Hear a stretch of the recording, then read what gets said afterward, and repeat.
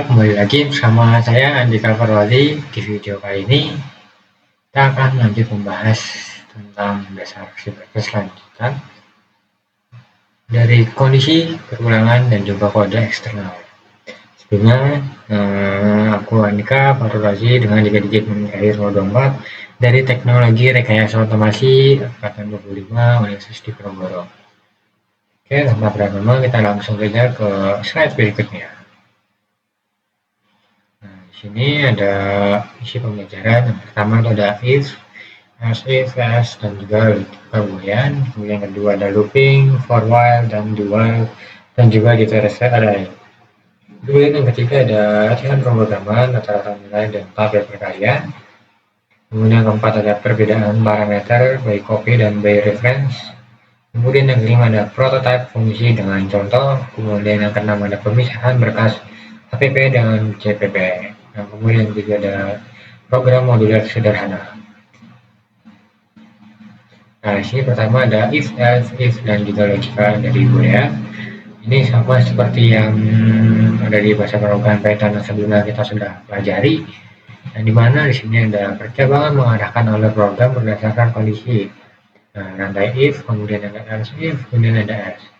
Mengevaluasi kondisi dari yang paling spesifik hingga default. Sementara type boolean yang menyimpan hasil logika untuk dipakai ulang. Oke, kita next ke berikutnya. Kemudian yang terakhir yang kedua ada looping, for, dan do while, dan juga iterasi array. Loop memungkinkan ekspresi berulang for, while, dan do while memiliki gaya evaluasi kondisi berbeda, namun semuanya dapat digunakan untuk menelusuri array. Nah, konsep utamanya itu for dipakai jumlah literasi sudah diketahui, sedangkan while untuk memeriksa kondisi di awal putaran, berhenti jika kondisinya salah, dan do while menjalankan blok dulu baru memeriksa kondisi minimal yaitu sekali jalan. Dan untuk indeks array itu diakses dengan konsisten menggunakan array di setiap jenis bloknya.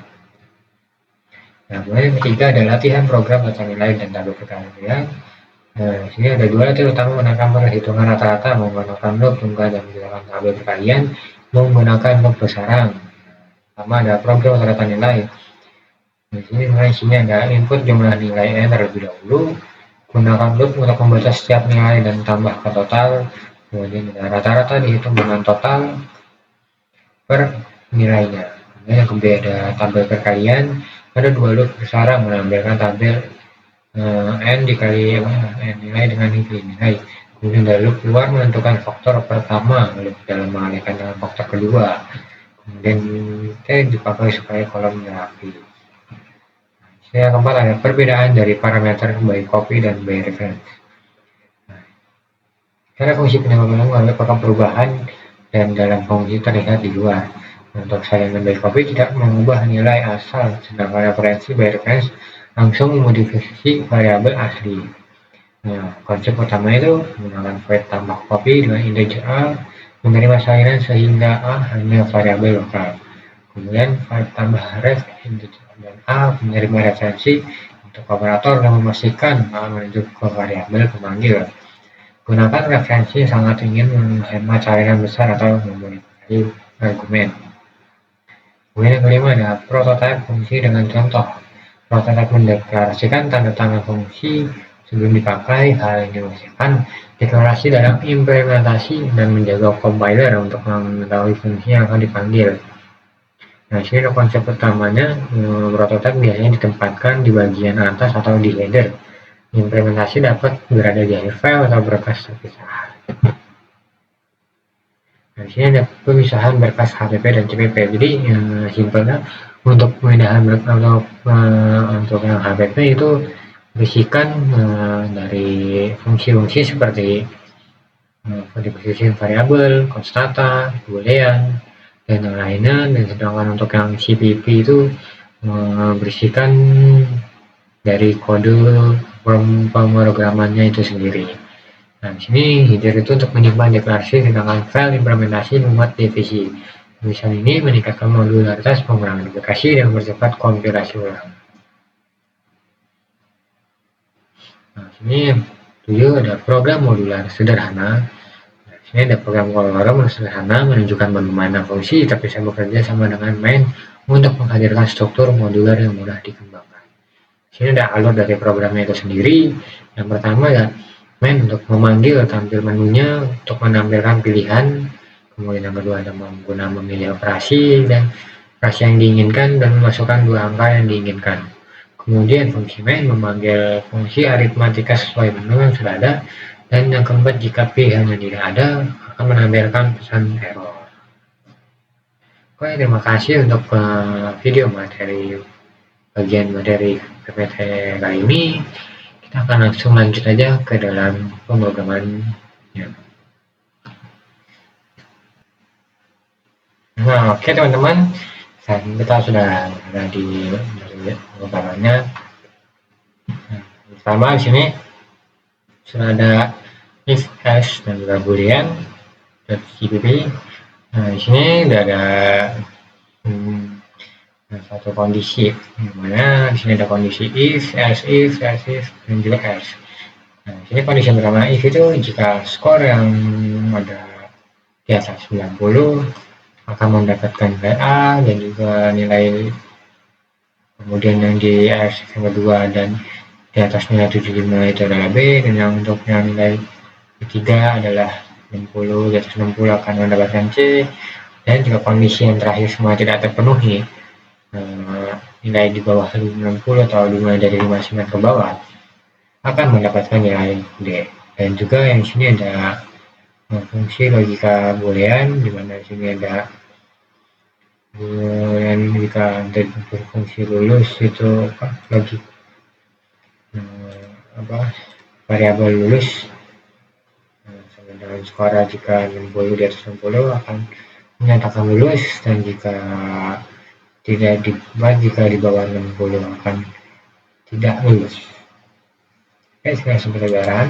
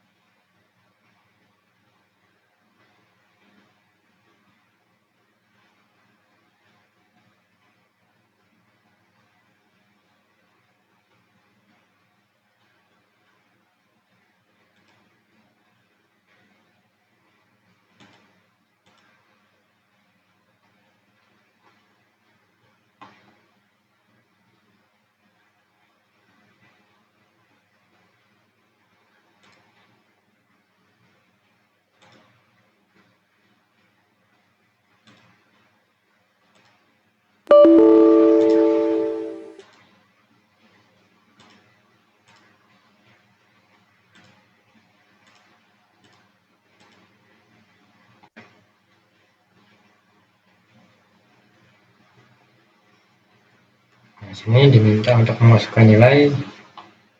Sini kita masukkan nilai, misalnya 90, dan dia akan menyatakan nilai A, dan kemudian statusnya tidak lulus.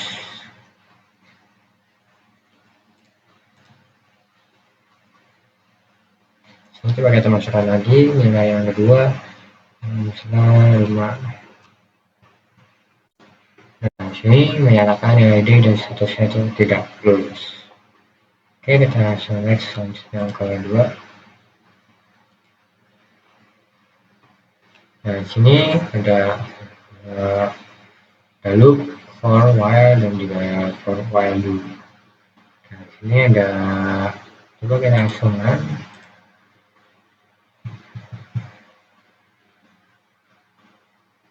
Nah, sini di mana ada for loop atau perulangan. Di sini ada sebuah fungsi reader dan juga ada variabel data yang mana ada 5 dimulai dari 1 hingga 5 sama seperti ini. Dan kemudian di sini ada count untuk melakukan looping atau perulangan, di mana di sini ada i sama dengan 0, dan kemudian jika i itu 0 akan ditambah 1 hingga sampai dengan 5. Dan ini sama juga untuk yang di while dan juga do while. Oke, kita bisa langsung lanjut next yang ketiga. Nah, sini ada untuk latihan dari rata-rata nilai Oke, coba kita langsung run.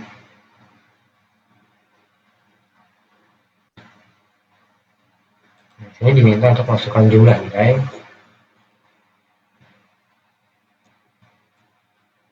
Nah, di sini untuk masukkan nilai ke 1 yaitu 80.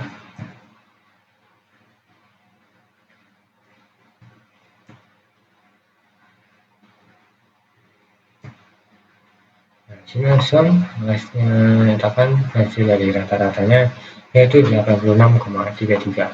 Di sini ada n untuk sebagai nilai, kemudian untuk kalau menggunakan jumlah nilai, di sini menggunakan dari fungsi double dengan variabel total sama dengan 0 jika i sama dengan 1, kemudian i akan ditambahkan 1, maka sini ada double x, kemudian nilainya 1 akan ditambah dan juga ditambah dan menggunakan rata-rata untuk bagi. Oke, kita bisa langsung lanjut yang keempat. Sini ada latihan tabel dari perkalian. Oke, kita bisa langsung run.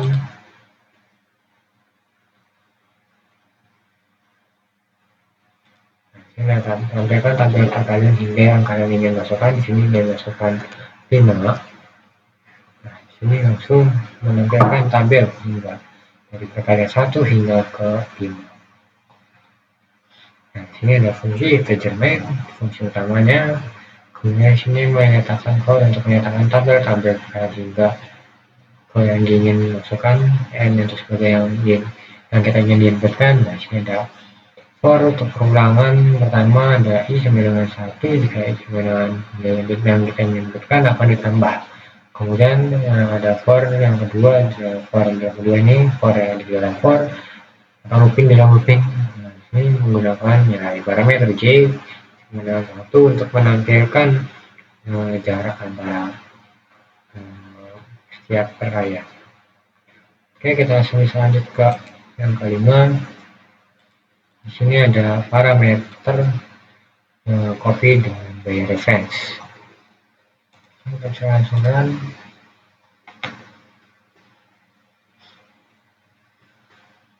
Nah, di sini sudah langsung menyatakan setelah pass by copy 5 dengan 5 dan setelah pass by reference ada 15. Di mana untuk pass by parameter copy itu adalah parameter yang tidak bisa mengubah nilainya dan nilainya itu akan tetap. Sedangkan untuk yang pas by reference atau parameter by reference itu akan nilainya dapat divariasikan, nggak bisa diubah. Ini ada hasilnya juga setelah base by coffee, menyatakan setelah base by coffee itu 5 dan juga setelah pas by reference itu 15. Terus langsung next yang ke-6. Sini ada fungsi prototype.cpp. Nah, ini kita langsung dari HTTP dulu. Yang dimana di sini seperti yang tadi kita sudah pelajari di materi PT, ini fungsi app itu untuk diisikan untuk fungsi-fungsi utama. Di sini ada fungsi utama ada if and def, kemudian yang kedua ada define, dan di sini ada fungsi integer sekali.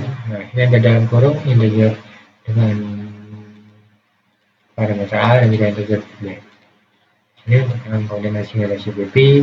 Ini ada 5 baris kode program. Di sini ada pertama ada integer kali integer a dan harus ab.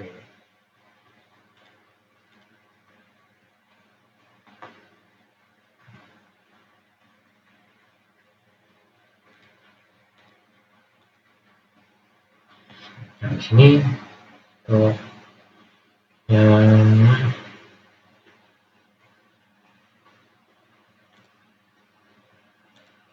keenam ada fungsi 6-CPP. Nah, sini ada fungsi determine untuk x sama dengan 6. Sini ada fungsi integer x sama dengan 6 di semua itu, dan sini ada untuk code menyatakan hasil dari kali itu sendiri.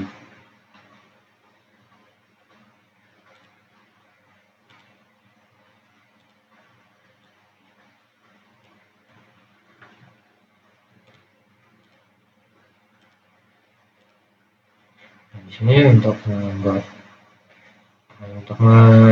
RAM-nya itu tidak bisa menggunakan langsung dari ini, dari RAM-nya.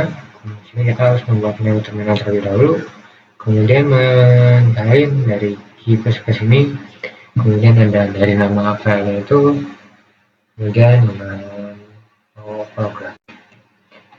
Nah, kemudian enter. Nah, kemudian untuk menjalankan dari sini, untuk menjalankannya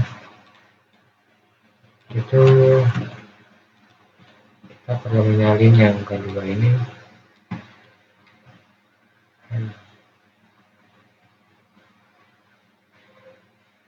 Nah, oke, di sini untuk merannya kita tidak bisa langsung merannya di sini, kan kita langsung harus membuat new terminal terlebih dahulu. Kemudian kita menyalin yang untuk ini yang G++-nya.